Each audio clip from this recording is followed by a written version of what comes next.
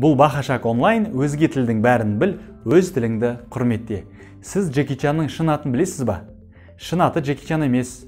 Оның шын аты Чың Лонг. Бірақ оның атын үйренбес бұрын бірінші өзіне бір қарап алайық.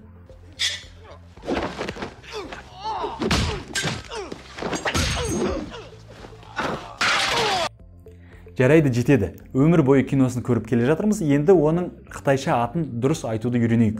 Қараңыздар, қытайша дұрыс айтылуы былай болады. Чың Лонг. Әрине, сіздер қазақша білгендіктен сіздерге айту өте оңай. Неге? Өйткені астында мен қазақша әріптермен көрсетіп қойдым. Әріпі бар, әріпі бар. Бұл қазақша әріптермен айтасыздар. Чың деп. Әріп жоғары көтересіздер екінші тонмен. Сонда чың деп екінші тонмен жоғары көтересіздер. Таң қалған сияқты. Чың. Ал енді екінші иероглиф қараңыздар. Лонг. Бұл жерде де әріпі бар. Бұл жерде де жоғары көтересіздер екінші тонмен. Лонг. Енді екеуін бірге. Чың Лонг. Ал енді Чың Лонг деген иероглифтерді қалай телефонда немесе компьютерде жаза аласыз. Төменде бөлек видеом бар. Ол жерде қытайша телефонда немесе компьютерде қалай жазу керектігін көрсеткем. Соған қарап жазсаңыз болады. Мына латынша жазылып тұрған пининдерді телефонда тересіз.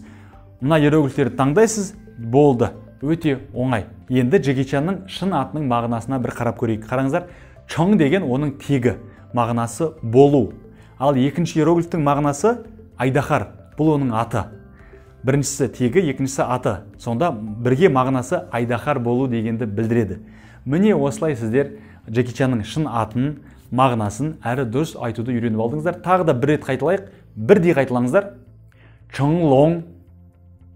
Міне осылай ғана Джеки Чанның шын атын айтыңыздар. Бұл Бахашак онлайн, өзге тілдің бәрін біл, өз тіліңді құрметте.